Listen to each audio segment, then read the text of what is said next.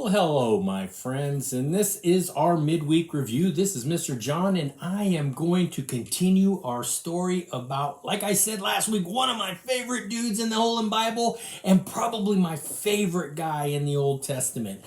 And this guy's name was Joseph. And if you were with us last week, man, did we cover a lot.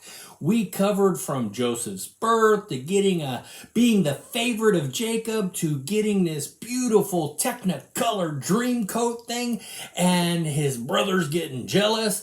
Joseph having a couple dreams where his brothers and even his dad are bowing to him. He has more jealousy come his way. The brothers see him walking through a field and decide they're going to throw him into a big hole. They sell him into slavery. He's bought by a guy named Potiphar. Potiphar's wife looks at Joseph with just, ooh, he's kind of cute, and goes after him. Joseph runs away. She grabs his robe and then blames him for going after her and puts Joseph into jail. Woo! We covered all that really quickly, didn't we?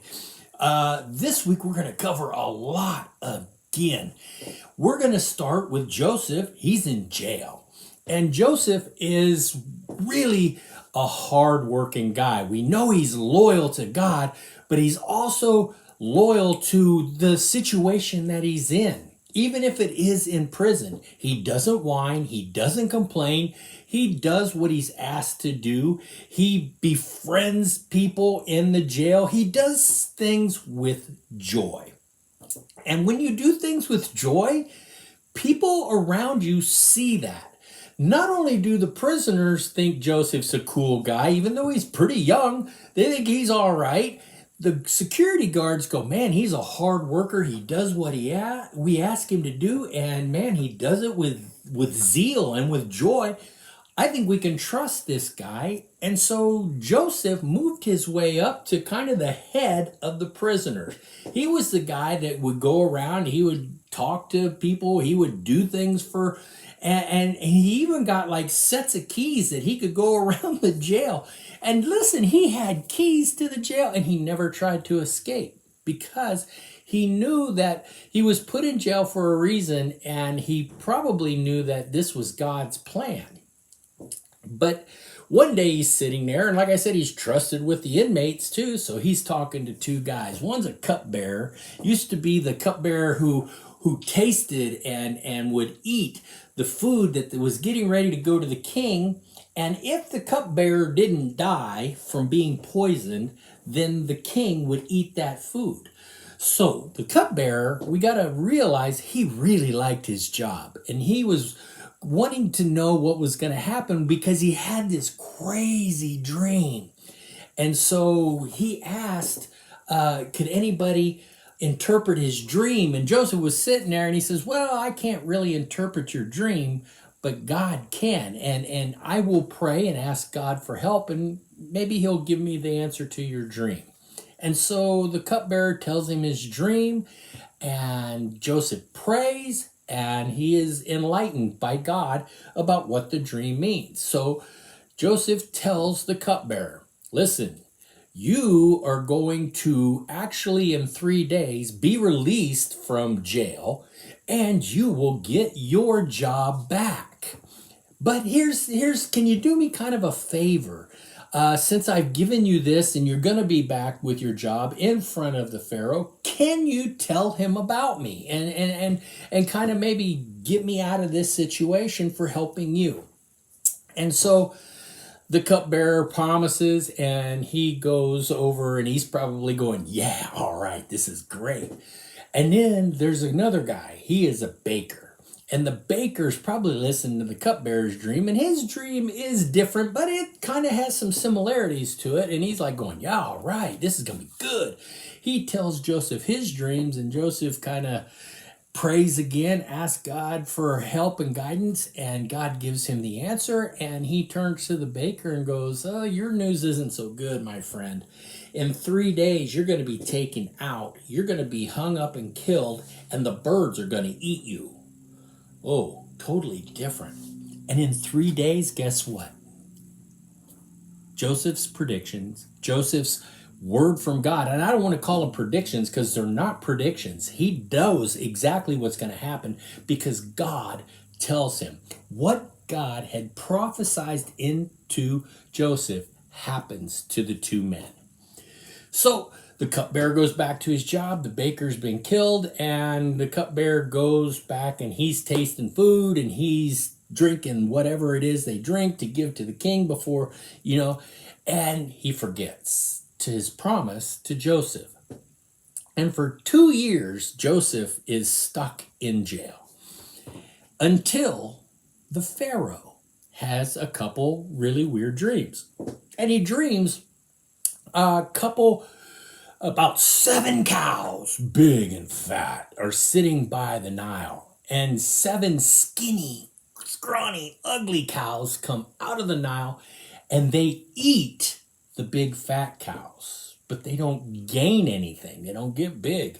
He wakes up and, you ever wake up from a dream and you go, I don't know what that was about. And so he sits back and immediately goes back to sleep. And then he dreams about stalk of grain. And it's got 7 heads on it, and they're big and they're plump. Like you could probably make a total loaf of bread off of this one stalk of wheat. It's got so many seeds of wheat on it.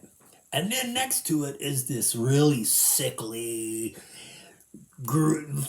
stalk of grain, and it's measly, and it looks like it's all dried and it's dying. And it does what the skinny cows do. It eats the big stalk of grain, and again, this stalk of grain doesn't get bigger. So the Pharaoh tells these 2 dreams to his wise men, and his wise men have no clue what this means. And this is really just a head scratcher to Pharaoh. He needs to know what's going on. Well, in the corner is the cupbearer. He hears that the Pharaoh is asking people to tell him what his dreams mean. And it's like, the light bulb boom, goes off, and he said, oh man, I 2 years I've been sitting on this guy. I totally forgot about the guy in jail who told me about my dream. So he goes to Pharaoh, tells him about Joseph, and immediately the Pharaoh asks for Joseph to come in and talk to Pharaoh. So Pharaoh goes, hey, I've had these 2 crazy dreams. He describes them to Joseph and asks Joseph what they mean. Can you tell me what they mean? And Joseph says, no, I can't. But God can. And so he prays to God, and he hears the dreams, and he is able to hear what God tells him what these dreams mean. And so he tells the Pharaoh, listen, the 7 fat cows and the 7 stalks of grain, the healthy grain, that all means 7 really great years. And I mean abundance. There's going to be so much food. There's going to be so much water and everything coming in for 7 years that there will be plenty for everyone.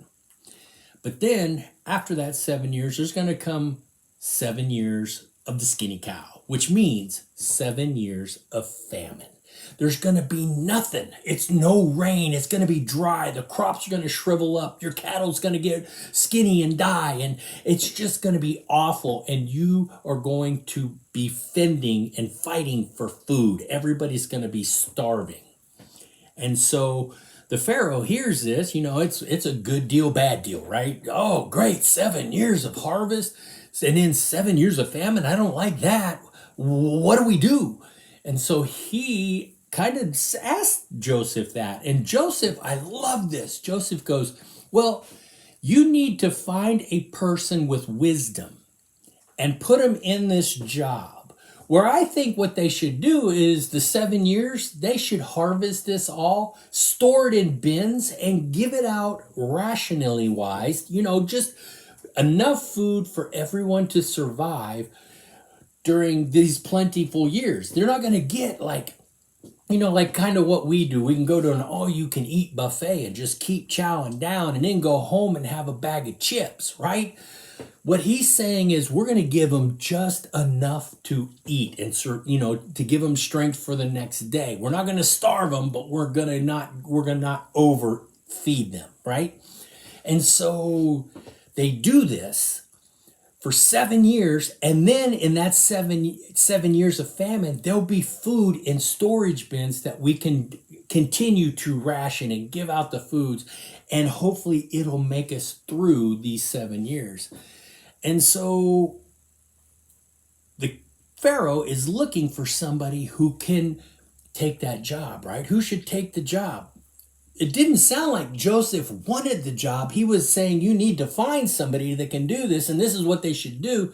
And Pharaoh immediately recognizes that Joseph has the wisdom. Joseph has the skills, and that he is the right guy. So he takes the shackles off of Joseph, and he promotes him to second in charge of Egypt. Only Pharaoh is above Joseph. And Joseph is the guy who gets to hand out the food, and he is in charge of this decision making when it comes to these things. So, like I said, we covered a lot of ground, and we see Joseph go from a hole in the ground, sold into slavery, to now second in charge of all of Egypt. God had a plan for Joseph, and we're going to continue next week with this plan and see how this affects like a lot more people. Verses coming up next. We'll talk to you next time. Have a good one, my friends. Bye. By day the Lord directs his love. At night his song is with me. Psalms 42:8a.